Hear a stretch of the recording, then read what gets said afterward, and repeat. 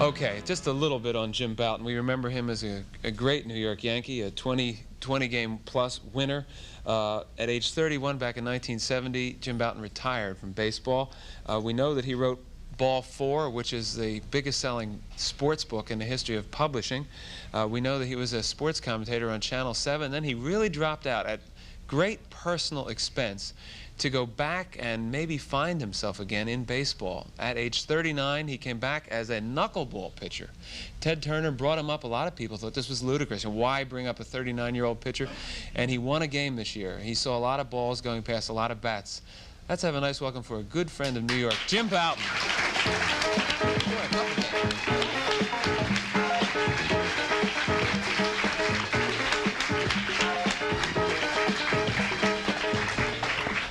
Well, how you doing, Jim? Good. It's good to have you Feeling back, good. huh? Yeah, I can tell you're feeling good. How did you basically do this year? Did you win a couple of games for the Braves?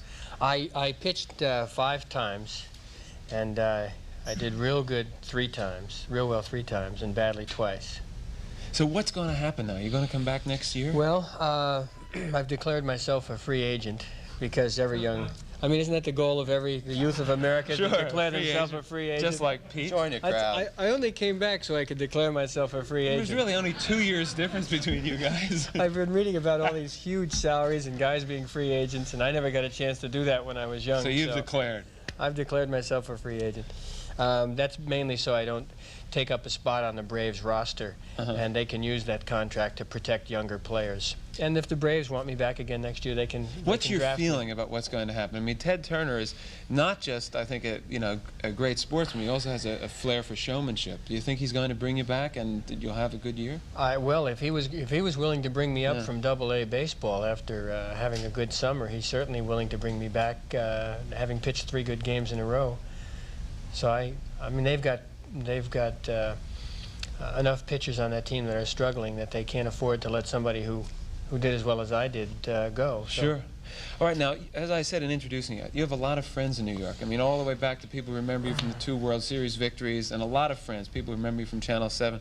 You haven't, I don't think, been interviewed too much since you came up. This is my first show. Okay. Start right at the top, kids. Let's start at the beginning and explain why.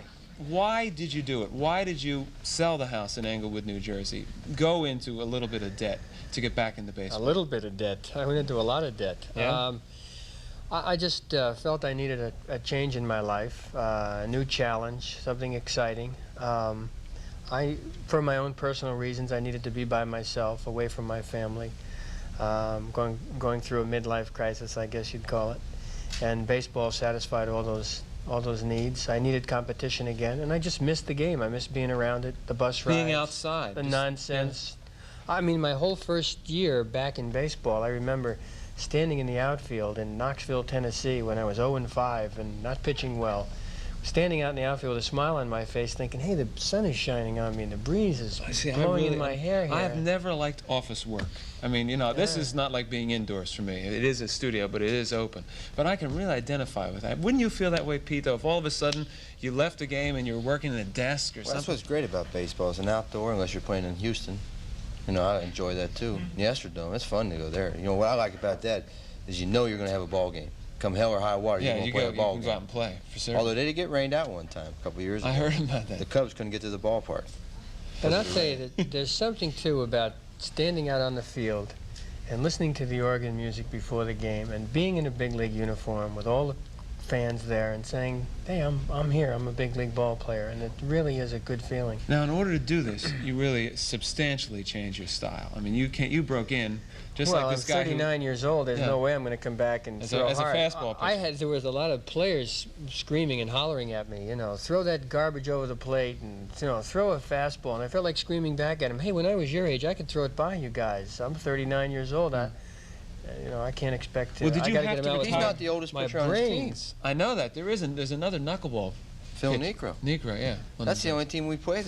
I faced 2 guys 2 days in a row that's older than me. I'm supposed to get some hits. Yeah, it's true.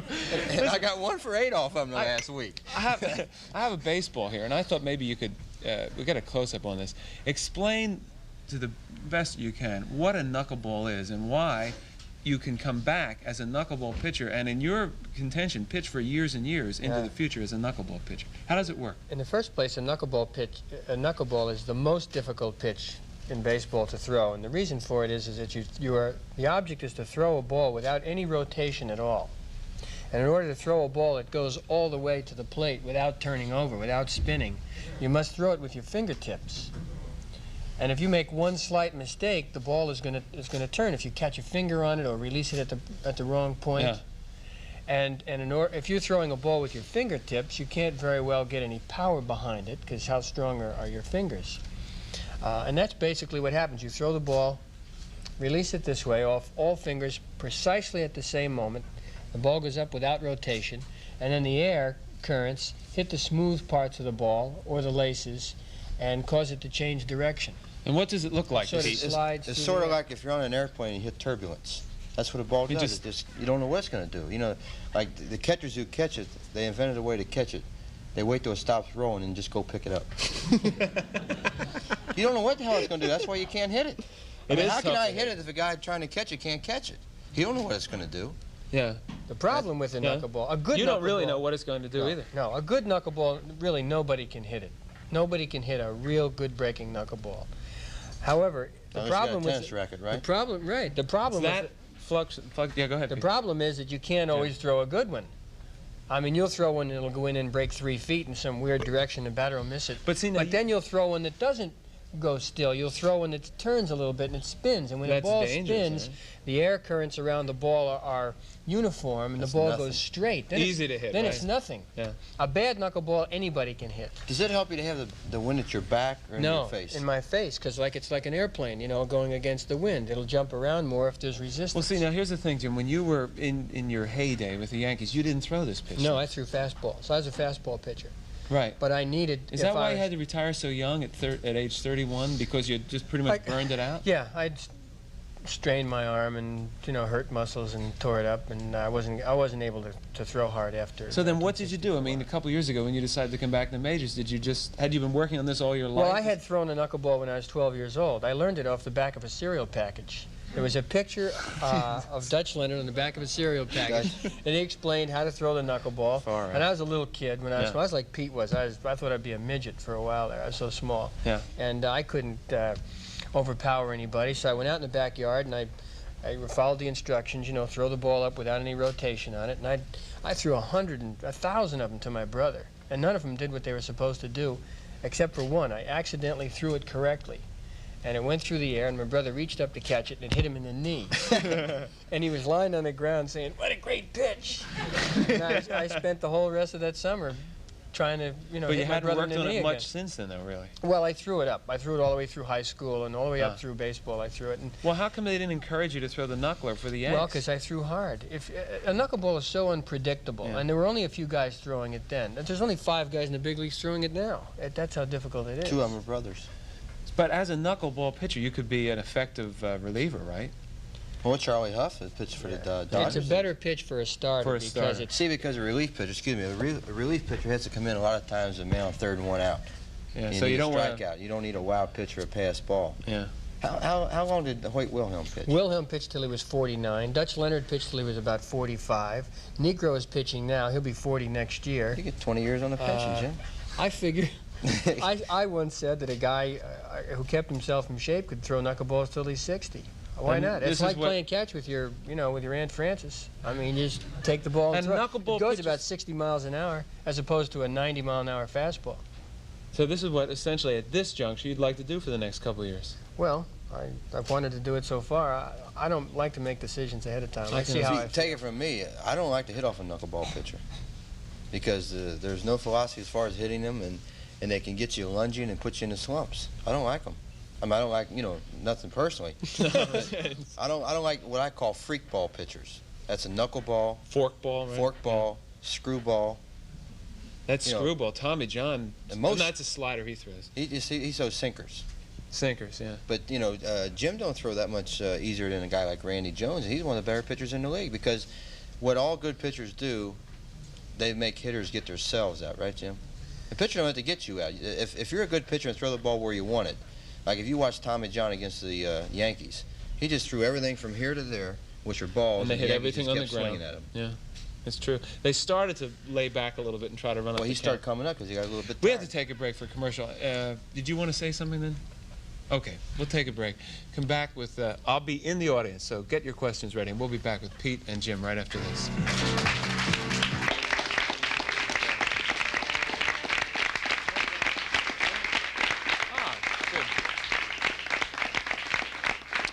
Okay, as you know, we have Jim Bouton, Pete Rose, and let's get right to a group with questions here. Hi. Hi. What's your name, pal? Clifford Brooks. Okay, Cliff, what's your question for who? Pete, Okay. I'd like to ask, after you retire baseball, are you going to go into managing for a baseball team? Well, I don't know about that. You know, I used to think I'd like to, but with all the long-term contracts and the way some of the players play today, I think I'd be too busy fighting every day. Because, you know, I like discipline, and you just can't have it nowadays with the long-term contracts and the stars just do what they want to do. And if I could, though, I'd like to have a team like Cincinnati because they got some pretty good individuals over there. And yet disciplined, huh? Discipline, yes. Okay. Let me One shoot set of rules. Not One of set rules and they for all this guy, follow a set of rules for that guy. You got to Yeah. have one set of rules. Question for Jim. Got a question for Jim. Jim, you're going to write a book? No, I don't have any plans to right now. Why not? Well, I spent 2 years, the last 2 years, telling everybody I wasn't doing this just to write a book. So I feel now that I could write one, that I shouldn't. Was that only because you said that you wouldn't? Yeah, mostly. How I'd about a feel mo- like I'd be betraying people. They'd say, hey, see, I told you I was writing a book. Oh, people would think that the only reason you did this whole thing was to get a book out of it. Yeah. I think it's okay to write. If you want to write a book, I think you should just write a book and not worry about it. Okay, yeah. Yeah, I want to ask Jim. Yeah. Yeah. Listen, Jim, I want to know, you went back into baseball shortly after, not that long after the Ball 4 series was canceled. Yes. And I was wondering if maybe you were sort of recoiling from the failure by going back to something you felt secure in. Well, I didn't feel... Well, the life, the world, even though maybe you wouldn't be able No, to you're really right. tackle Part of the reason was that I had spent so much time on that TV show, which required a lot of indoor work, a lot of concentration in different areas, writing, acting, and just I needed something simple to focus on and something outdoors. Yeah, by the way, I know Lenny Schultz personally. I just thought I'd mention that. Good man, Lenny. Who Very is funny. Lenny Schultz? Here, Barry. Barry, by the way, before you ask you and I played in a softball game Yes, against you each fell other. on your... I know. Okay, question. I wanted to ask Pete, what do you think about this whole thing with the Dodgers coming back to Yankee Stadium after last year's fiasco, should we say, in right field with them throwing bottles, and you yourself were involved in that too, with the Met fans. What do you think they should do in terms of that? Fans going nuts, you mean? Yeah, they really... I mean, I'm an LA fan, but they really get on top of you. Even, you know, they go crazy. Is there anything that can be done? What they do in Cincinnati, they don't allow you to bring bottles in the ballpark. Yeah, I was thinking something like... Just like when I had that trouble in 1973 with Bud Harrelson, the guy was no class. He threw a bottle at me. He threw a J&B bottle at me. He threw it as empty. I mean, it had nothing in it. I mean, if he had some classy, they left a drink anyway. At least it could have been right. Right. Chivas Regal or something, throw at a guy. Yeah. I just don't think... I tell you, you know, I think it's the ballpark's fault. Could they keep a row of cops there? Could they make a we've never had before the never game? had the problems in Cincinnati of people coming on the field. And I think if the management really patrols that and puts cops there, the people won't get on the field. I know I saw when the Yankees beat Kansas City, I didn't know if there was going to be a World Series game or not. I thought they were going to tear the park. You know, last time I looked on TV, a guy was digging up home plate. You know, I thought there was gold under there or something. Maybe Steinbrenner told a guy something. They get killed. But I guess they leave. First of all, they leave the people who don't have the box seats down there by the rail, the younger fans. And the younger fans, you know, they don't want to hurt anybody. They just want to.